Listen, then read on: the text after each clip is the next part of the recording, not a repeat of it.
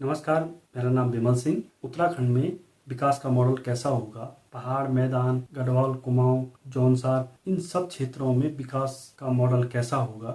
पलायन, स्वास्थ्य, शिक्षा, संस्कृति, पर्यटन सहित तमाम विषयों पर उत्तराखंड के नेता नहीं बल्कि हरियाणा से आए हुए भुड़तिया नेता योजनाएं बनाएंगे, नीतियां निर्धारित करेंगे। वो तय करेंगे कि उत्तराखंड में विकास का मॉडल कैसा होगा। उत्तराखंड में चल रही भारतीय जनता पार्टी की डबल इंजन की सरकार में एक ऐसा पहिया फिट करने की कोशिश की जा रही है जिसका उत्तराखंड से दूर दूर तक कोई लेना देना नहीं, कोई वास्ता नहीं है। हम बात कर रहे हैं मंगलौर विधानसभा में होने वाले उपचुनाव की। इस चुनाव में प्रत्याशी तलाश में भारतीय जनता पार्टी को उत्तराखंड नहीं बल्कि सीधे हरियाणा जाना पड़ा और वहां से करतार सिंह भड़ाना को भारतीय जनता पार्टी लेकर आई और उन्होंने उसको प्रत्याशी बना दिया। फरीदाबाद के रहने वाले भड़ाना को अचानक से उत्तराखंड में विधायक बनाने को लेकर भारतीय जनता पार्टी क्यों लालायित है, आखिर उसके पीछे के उनके क्या समीकरण हैं, इसको लेकर के पूरे प्रदेश में राजनीतिक गलियारों में खूब चर्चाएं हैं। भाजपा के पास क्या हरिद्वार जिले में या पूरे उत्तराखंड में कोई एक ऐसा नेता नहीं था उनके पास जिसको वो मंगलौर विधानसभा में अपना प्रत्याशी बना पाते। भाजपा पूरे देश में और उत्तराखंड में ही सबसे बड़ी पार्टी होने का दावा करती है, लेकिन उनके पास एक विधायक का चुनाव लड़ाने के लिए अपना कोई नेता नहीं है। उनको उसकी तलाश के लिए हरियाणा जाना पड़ा।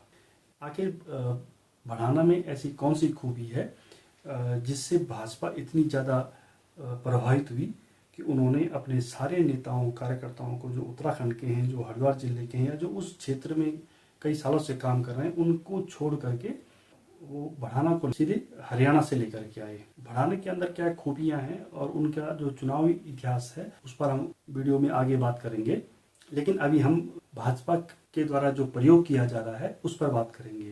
भाजपा के द्वारा मंगलौर विधानसभा के माध्यम से जो प्रयोग किया जा रहा है, अगर वो उसमें सफल होती है तो ये उत्तराखंड के लिए बहुत खतरनाक हो सकता है, बहुत ही चिंता करने वाली ये बात उत्तराखंड के लिए हो सकती है। वैसे तो इस सीट पर उत्तराखंड बनने के बाद से भाजपा को कभी जीत नहीं मिली है, लेकिन उत्तराखंड में जितने भी विधानसभा उपचुनाव हुए हैं उनका रिकॉर्ड यही बताता है कि ज्यादातर में सत्ता पक्ष ने ही जीत दर्ज की है। अभी तक करीब 15 उपचुनाव हुए हैं जिसमें करीब 14 बार सत्ता पक्ष का प्रत्याशी ही जीता है।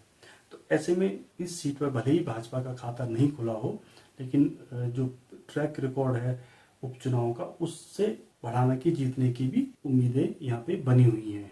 माना जा रहा है कि दिल्ली से जो दबाव बना उसके चलते उन्होंने करतार सिंह भड़ाना को यहाँ से टिकट दिया और अगर वो जीत जाते हैं तो जाहिर सी बात है दिल्ली के दबाव में उनको मंत्री भी बनाया जा सकता है। उत्तराखंड की जो 70 विधानसभा सीटें हैं उनमें से अगर वो जीतते हैं तो एक विधायक सीधे हरियाणा का हो जाएगा, उत्तराखंड से जिसका कोई वास्ता नहीं है, जिसका कोई लेना देना नहीं है। और जाहिर सी बात है जब सरकार में शामिल होंगे तो उत्तराखंड की हर पॉलिसी पर, हर नीति पर उनका दखल रहेगा। यहाँ के लिए जो भी नियम बनेंगे, जो भी कानून बनेंगे, जो भी योजनाएं बनेंगी, उस पर भड़ाना का भी दखल स्पष्ट रहेगा, क्योंकि जिस तरह से वो दिल्ली से यहाँ आयातित करके लाए गए हैं, एक भुड़तिया बना करके लाए गए हैं, अगर वो जीतते हैं तो सरकार में उनका अच्छा खासा दखल हो सकता है। भाजपा ने जिस तरह से ये प्रयोग किया है ये समझने वाली बात है, क्योंकि उत्तराखंड राज्य कोई थाली में सजा करके नहीं मिला है। इसके लिए बहुत संघर्ष हुए हैं, कई शहादतें दी गई, लोगों ने गोलियां खाई, जेलों में रहे, पुलिस की लाठियां खाई। लंबे संघर्षों के बाद और बहुत कुछ खोने के बाद यहाँ के लोगों को ये राज्य मिला है। इतने संघर्षों के बाद जो राज्य हमने हासिल किया है, क्या सिर्फ 20 साल में ही ये स्थिति आ जाएगी कि हमारे पास अपना कोई नेता नहीं है? हमारे उत्तराखंड में एक उपचुनाव लड़ाने के लिए हमें नेता की खोज के लिए हरियाणा जाना पड़ता है, फरीदाबाद से नेता को आयात करना पड़ता है। वर्तमान में उत्तराखंड के जो ज्वलंत मुद्दे हैं जिनको लेकर के लोग काफी मुखर हैं, उसमें दो चीजें सबसे अहम है। पहला है भू कानून और दूसरा है मूल निवास का मुद्दा। ये दोनों मुद्दे हमारे लिए कितने अहम हैं, क्या इनको कोई हरियाणा से या कोई किसी भी राज्य से आया हुआ नेता व्यक्ति उतनी गहराई से समझ सकता है जितना कि यहाँ का रहने वाले व्यक्ति समझ पाता होगा? सबसे हैरानी वाली बात तो यही है कि उस क्षेत्र से भाजपा के किसी भी नेता ने विरोध नहीं किया कि आखिर ऐसी क्या मजबूरी आई है कि हरियाणा से नेता को यहाँ लाना पड़ रहा है। क्या वहाँ पे कोई नेता नहीं है? वहाँ भाजपा का संगठन है, तो क्या वो लोग सिर्फ दरी बिछाने का काम करेंगे और जो भी नेता उनके ऊपर थोप दिया जाएगा उसके लिए वो नारेबाजी करते रहेंगे, जिंदाबाद जिंदाबाद के नारे लगाते रहेंगे? अगर चुनाव लोकसभा का हो तो एक बार के लिए माना जा सकता है कि कोई भी नेता कहीं से भी चुनाव लड़ सकता है, क्योंकि लोकसभा का चुनाव देश की सरकार के गठन के लिए होता है। उसका असर पूरे देश पर पड़ता है, लेकिन ये एक राज्य का उपचुनाव है जिसका असर एक राज्य तक ही सीमित रहता है। बीजेपी का जो ये प्रयोग है ये इसलिए भी चिंता का विषय है क्योंकि पहाड़ की जो सीटें हैं वो लगातार कम होती जा रही हैं। यहाँ से पलायन कर लोग मैदानी क्षेत्रों में जा रहे हैं और मैदानी क्षेत्रों की सीटें बढ़ती जा रही हैं और भाजपा ने मैदान में प्रयोग करना शुरू कर दिया है कि वो जिसको चाहे उसको नेता बना के अपनी विधानसभा में पहुंचा सकते हैं।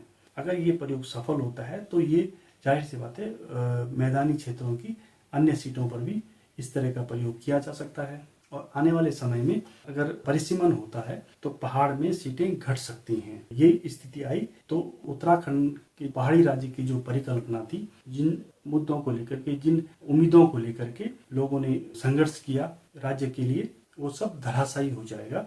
क्योंकि अगर मैदानी क्षेत्रों की सीटों पर इस तरह के भुर्तिया नेता अगर जीतने लग जाएं तो अन्य पार्टियां भी ये प्रयोग करने लगेंगी, क्योंकि पार्टियों को फिर जीत से मतलब होता है, उनको अपनी संख्या दिखानी है, संख्या बढ़ानी होती है और ये उत्तराखंड के भविष्य के लिए बिल्कुल भी अच्छा नहीं होगा। उत्तराखंड राज्य की मांग के लिए जो लोग सड़कों पर रहे, जिन्होंने गोलियां खाई, लाठियां खाई, महीनों तक जेलों में बंद रहे, उनका जो संघर्ष था क्या वो इस बात के लिए था कि राज्य गठन के मात्र 24 साल के बाद डबल इंजन की सरकार आएगी और उसके पास कोई भी अपना एक नेता नहीं होगा जो इस प्रदेश में उपचुनाव लड़ सके। ये विषय काफी गंभीर है, इस पे सोचने की जरूरत है, विचार करने की जरूरत है। अब हम करतार सिंह भड़ाना के राजनीतिक सफर के बारे में भी बात कर लेते हैं। करतार सिंह भड़ाना का जो राजनीतिक इतिहास बड़ा दिलचस्प है, बड़ा अजीब टाइप का है। भड़ाना हरियाणा के फरीदाबाद के रहने वाले हैं, लेकिन फरीदाबाद से उन्होंने कभी कोई चुनाव नहीं लड़ा।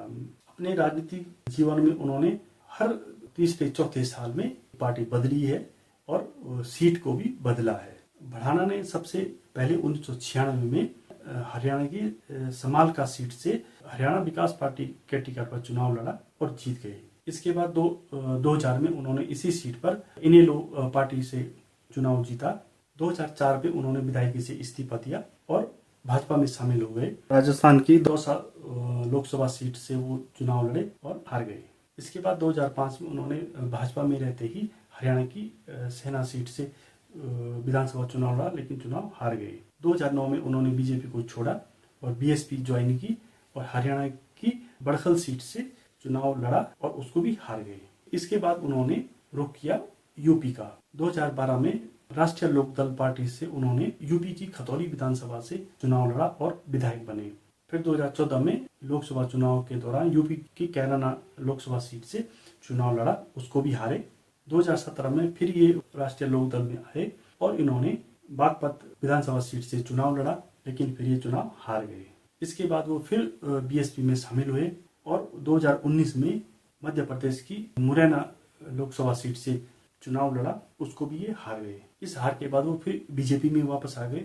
कुछ समय बीजेपी में रहने के बाद फिर 2022 में इन्होंने वापस बीएसपी को ज्वाइन किया। इस बार वो अपनी फिर पुरानी सीट खतौली से विधानसभा का चुनाव लड़े 2022 में, लेकिन यहाँ भी उनको हार का सामना करना पड़ा और मार्च 2024 में उन्होंने भाजपा को ज्वाइन कर दिया और अब वो चुनाव लड़ने के लिए उत्तराखंड आए हैं। मंगलौर विधानसभा सीट से वो भाजपा के प्रत्याशी हैं। तो आप इसके बारे में क्या सोचते हैं? भाजपा ने जो प्रयोग किया है उसको लेकर के आपकी क्या राय है? आप हमें कमेंट बॉक्स पे बता सकते हैं।